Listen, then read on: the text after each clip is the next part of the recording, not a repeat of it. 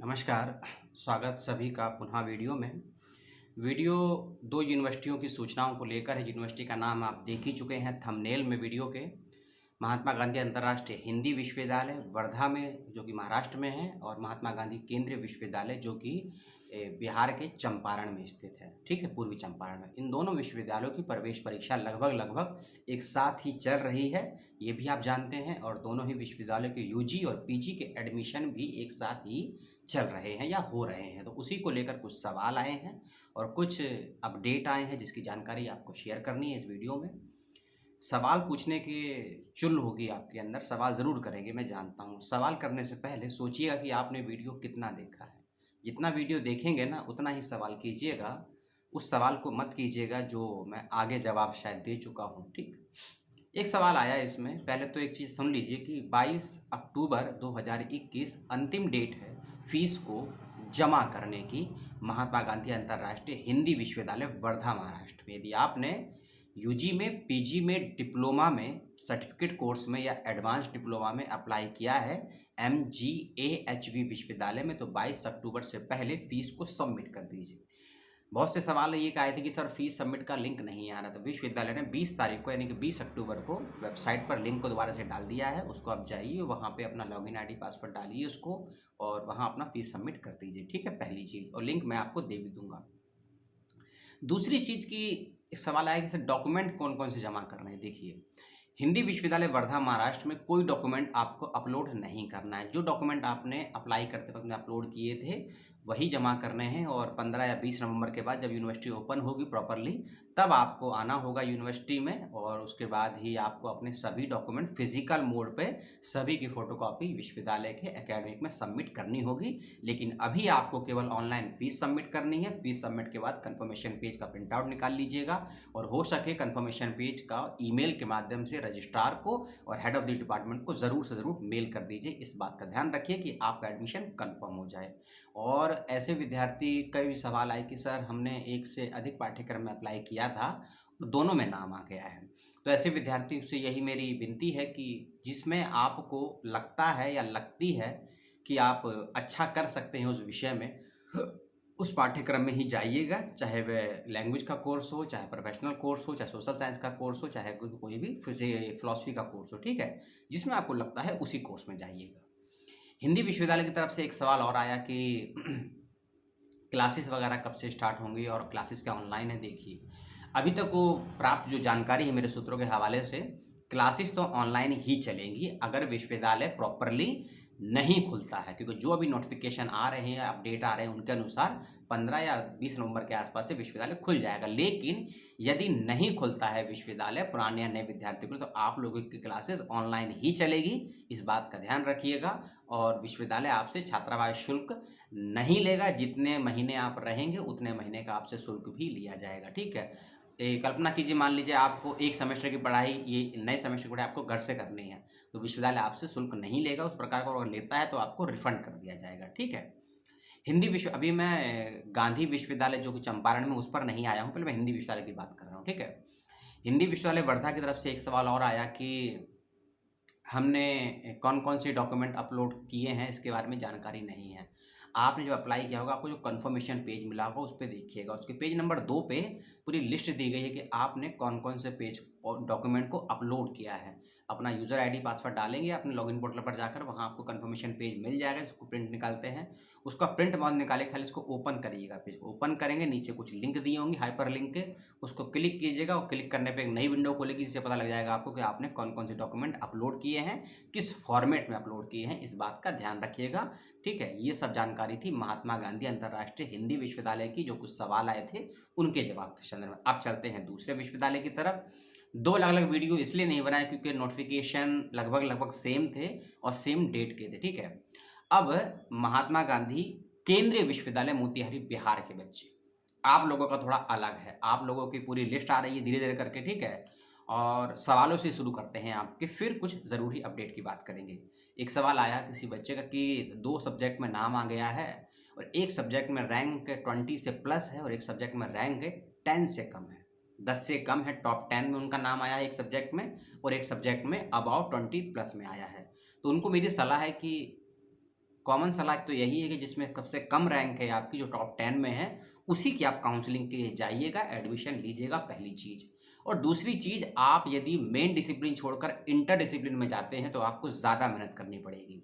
Main discipline से मतलब ये है, यदि आपने बीकॉम किया है तो आप एमकॉम करिए, लेकिन अगर आप एमकॉम छोड़कर एमबीए में चले जाते हैं या एमकॉम छोड़कर आप सोशल वर्क में चले जाते हैं तो आपको ज़्यादा मेहनत करनी पड़ेगी, क्योंकि आपको उस सब्जेक्ट का बेसिक नहीं मालूम होगा।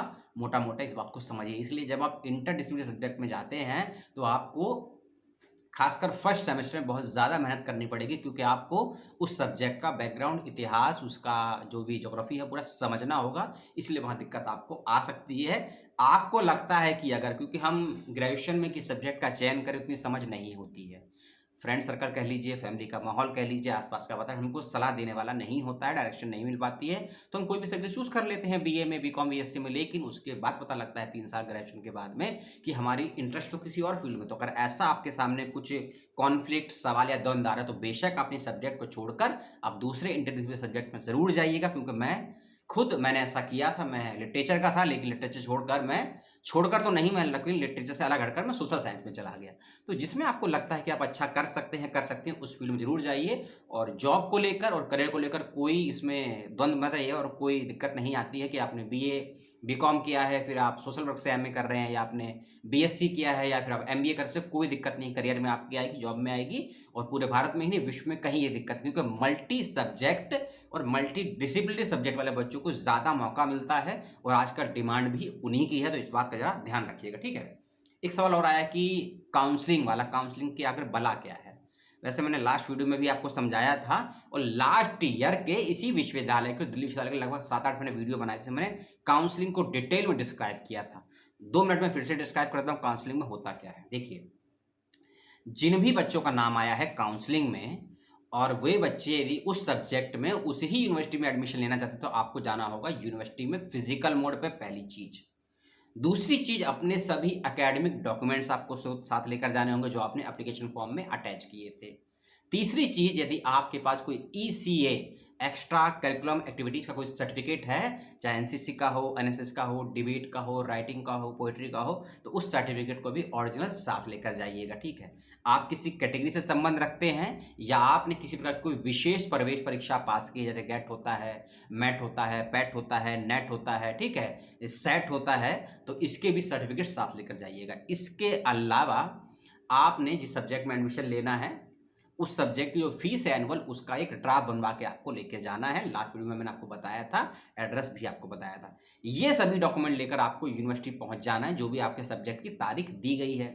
अब मैं सभी सब्जेक्ट की तारीख तो बता नहीं पाऊंगा, 20 सब्जेक्ट हैं, ठीक है। अब 20 सब्जेक्ट के 20 पीडीएफ फाइल और 20 नोटिफिकेशन, लगभग 3 मिनट और लग जाएंगे, वीडियो और लंबा जाएगा। नोटिफिकेशन आप वेबसाइट से देख लीजिए किस सब्जेक्ट में आपका है, ठीक है। ये सभी डॉक्यूमेंट लेकर आपको, अभी काउंसलिंग स्टार्ट नहीं हुई है, अभी ये सब काउंसलिंग में जाने से पहले क्या क्या डॉक्यूमेंट लेकर जाने हैं मैंने आपको वो बताया है, क्योंकि सवाल आए थे कि डॉक्यूमेंट्स कौन से लेकर जाने हैं काउंसलिंग में। आप ये सभी डॉक्यूमेंट अपने तय तारीख, तय समय से 1 घंटा पहले पहुंच जाइएगा। तारीख वही रहेगी, समय मान लीजिए सुबह 10 बजे का है तो आप 9 बजे डिपार्टमेंट पहुंच जाइएगा। वहां पहुंचने के बाद काउंसलिंग होगी स्टार्ट। काउंसलिंग में पहली चीज क्या होगी, आपसे आपकी एकेडमिक डिटेल वहां से पूछी भी जाएगी, और आपको उसकी एक फोटोकॉपी सबमिट भी करनी होगी, पहली चीज। दूसरी चीज, काउंसलिंग में आपसे यूनिवर्सिटी अंडरटेकिंग मांगेगी। अंडरटेकिंग इसलिए मांगेगी आपसे, एंटी रैगिंग के लिए आपसे अंडरटेकिंग मांगेगी, और एंटी रैगिंग के 2 एफिडेविट बनाने हैं, आपको मैंने बताया था लास्ट वीडियो में, उसको बनवा लीजिएगा। फॉर्मेट यूनिवर्सिटी ने दिया है, लिंक में इसी वीडियो के डिस्क्रिप्शन में फिर से आपको दे दूंगा वीडियो का। तीसरी चीज आपसे पूछेगी कि यदि कोई डॉक्यूमेंट्स जो यूनिवर्सिटी ने मांगा है और आपके पास नहीं है, यदि कोई डॉक्यूमेंट्स यूनिवर्सिटी ने मांगा है और आपके पास वर्तमान काउंसलिंग के समय मौजूद नहीं है, उस समय भी यूनिवर्सिटी आपसे अंडरटेकिंग मांगेगी। ये सब काउंसलिंग में पूछा होगा आपके साथ, ठीक है, डॉक्यूमेंटेशन का वेरिफिकेशन के टाइम पे। यदि कोई डॉक्यूमेंट्स, अगली चीज, यदि कोई डॉक्यूमेंट्स आपके पास नहीं है, तो मान लीजिए आपके पास आपका फाइनल ईयर का मार्कशीट नहीं होती है, या रिजल्ट नहीं होता है, या आपके पास आपकी लास्ट डिग्री नहीं होती है, सर्टिफिकेट नहीं, तो उस कंडीशन में आपसे अंडरटेकिंग मांगी जाएगी।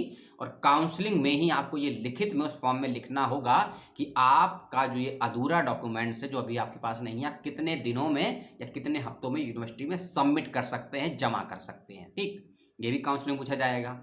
काउंसलिंग में आपसे ये भी सवाल होंगे वहां पे कि आपने एक से ज्यादा सब्जेक्ट में अप्लाई किया है, और आपकी मेरिट के अकॉर्डिंग आपको एडमिशन किसी एक में ही मिल सकता है, ठीक। एलिजिबल आप दोनों में है, लेकिन आप किसका चयन करेंगे और क्यों करेंगे, ये सवाल भी आपसे काउंसलिंग में पूछा जाएगा। ठीक, अंडरटेकिंग का ध्यान रखिएगा। अंडरटेकिंग में जो डेट आप लिखेंगे ना, उस डेट से एक दिन भी यदि एक्स्ट्रा होता है आपके पास और आप डॉक्यूमेंट सबमिट नहीं करते हैं तो आपका एडमिशन कैंसिल, रद्द कर दिया जाएगा। पोस्टपोन नहीं होगा, कैंसिल कर दिया जाएगा सर। इसीलिए जो भी अंडरटेकिंग आप देंगे, चाहे डॉक्यूमेंट्स के बिहाफ पे दें, चाहे रिजल्ट के बिहाफ पे दें, या कोई जानकारी ऐसी भी हो सकती है कि किसी बच्चे का नाम किसी डॉक्यूमेंट में कुछ और लिखा है, स्पेलिंग बाय मिस्टेक किसी और में कुछ लिखा है, या किसी का डेट ऑफ बर्थ में मिस्टेक हो सकती है, उस कंडीशन में भी आपसे वहाँ अंडरटेकिंग मांगा जाएगा। मोतिहारी विश्वविद्यालय की काउंसलिंग के दौरान में इस बात का ध्यान रखिएगा। और एक सवाल और आया कि काउंसलिंग के वक्त में क्या पेरेंट्स को साथ लेके जाना ज़रूरी है, बचकाना सवाल लगा मुझे। लेकिन बचकाना इसलिए नहीं है क्योंकि आप तो पहली बार कर रहे हैं और मैं तो लगभग 1 साल से बता रहा हूँ, ठीक है, तो आपके लिए कुछ बचकाना नहीं है। अच्छा सवाल है और ये औरों को हेल्प करेगा। देखिए, काउंसलिंग में आप जाएंगे यूनिवर्सिटी में आपके ही ठहरने का, रुकने का ठिकाना नहीं है, और काउंसलिंग कुछ मिनटों में आपकी समाप्त हो जाएगी। ठीक है, 3 घंटे में सारी समाप्त हो जाएगी। लेकिन उस 1-2 घंटे के लिए पेरेंट्स को क्या लेकर जाएंगे, दोस्तों के साथ जाइए, अकेले जाइए, क्योंकि आपको पढ़ने जाना है तो अकेले जाना होगा, इतनी दूर जाना है तो ठीक है। अगर आप बिहार से बाहर के हैं तो अकेले जाइए, एक दिन में जा भी सकते हैं। सुबह से काउंसलिंग है, शाम को टिकट लीजिए ट्रेन का, वापस आ जाइए। तो क्या पेरेंट्स की दिक्कत है, दिन भर यूनिवर्सिटी में रहिए, कैंपस में रहिए, कैंटीन में घूमिए, थोड़ा बिहार के आसपास के वहाँ के दार्शनिक क्षेत्र को घूम लीजिए। पूर्वी चंपारण, जहाँ चंपारण सत्याग्रह हुआ था गांधी जी का पहले 1917, उस तरीका को भी देख लीजिएगा, अच्छा लगेगा आपको। ठीक है, तो काउंसलिंग में अकेले जाइएगा। सभी डॉक्यूमेंट की ओरिजिनल और 2-2 फोटोकॉपी साथ रखिएगा, और पासपोर्ट साइज फोटो साथ रखिएगा। एंटी रैगिंग के और अंडरटेकिंग के सर्टिफिकेट बनवा लीजिएगा एफिडेविट के। और फिर भी कोई समस्या होती है, कौन कौन से डॉक्यूमेंट लेकर जाने हैं, पीडीएफ फाइल का लिंक अटैच कर दूंगा, उसको पढ़ लीजिएगा, देख लीजिएगा कौन से डॉक्यूमेंट आपको ओरिजिनल लेकर जाने हैं, कौन से डॉक्यूमेंट आपको फोटोकॉपी लेकर जाने हैं, और कौन से डॉक्यूमेंट आपको सेल्फ अटैच करने हैं। इसकी पूरी एक मैं लिस्ट आपको दे दूंगा, स्क्रीनशॉट लेकर आप उसको देख लीजिएगा और आपको हेल्प हो जाएगी। इन सभी बातों को समझने सुनने के बाद आपको लगे आपके मन में कोई और सवाल है, कोई और डाउट है, तो कमेंट बॉक्स में पूछ लीजिएगा। और बहुत लोग कमेंट बॉक्स में मुझसे मेरा फ़ोन नंबर मांग रहे हैं, तो फ़ोन नंबर आपको तभी मिलेगा जब आप लेंगे चैनल की मेंबरशिप, क्योंकि इतना नंबर बांट दिया मैंने अपना पिछले 1 साल में कि परेशान हो गए आप। कभी दिन में फ़ोन करते हैं, कभी रात में, कभी शाम में, क्योंकि पहले मैं फ़ोन नंबर दिया करता था और एक टाइम भी देता था कि आप मुझे इस समय के बीच में फ़ोन कीजिएगा, लेकिन आप कभी भी फ़ोन कर दिया आपने। आपकी भी एक लाइफ है, तो हर यूट्यूबर की एक लाइफ होती है, उसकी भी एक फैमिली होती है, उसका काम होता है, वह उसको छोड़कर हर चीज़ को अटेंड नहीं कर सकता है। ठीक है, तो इसीलिए चैनल के लिए मेंबरशिप 3 प्लान है, उसमें फिर से मैं रिपीट कर देता हूँ। पहला है ईमेल के लिए, आप ईमेल से मुझसे संवाद कर सकते हैं। दूसरा है आपको किसी प्रकार की जॉब को लेकर, किसी प्रकार की फेलोशिप को लेकर, किसी प्रकार की स्कॉलरशिप को लेकर कोई सवाल जवाब है तो एक उसका प्लान है। एक प्लान उसका है कि यदि आपको किसी प्रकार के एडमिशन को लेकर, कोर्स को लेकर, काउंसलिंग को लेकर, रिसर्च प्रपोजल को लेकर, एडमिशन में सनॉप्सिस को लेकर कोई दिक्कत आ रही है, उसको लेकर, तो तीनों का अलग अलग प्लान है, तीनों का अलग अलग चार्ज है। जो प्लान आप लेंगे उसके अनुसार आप मुझसे संवाद कर सकते हैं। और यदि आप मुझसे कभी भी बात करना चाहते हैं फ़ोन के माध्यम से, तो आपको तीसरा जो डायमंड प्लान है उसको लेना होगा। यही थोड़ा सा मेरा सुझाव था, आपके सवाल थे, देने का मैंने प्रयास किया जवाबों को। और इसके बावजूद भी अपना ध्यान रखिएगा, अपनों का ध्यान रखिएगा। और महात्मा गांधी अंतर्राष्ट्रीय हिंदी विश्वविद्यालय की पीएचडी की प्रवेश परीक्षा की पेपर 1 की परीक्षा कल दोबारा हो रही है, तो उसके लिए सभी को बहुत बहुत शुभकामनाएं। अपना ध्यान रखिएगा। उसको लेकर भी कोई मन में सवाल या शंका हो पीएचडी पेपर 1 को लेकर, तो वो भी सवाल आप मुझसे कर सकते हैं। धन्यवाद। जय हिंद, जय भारत।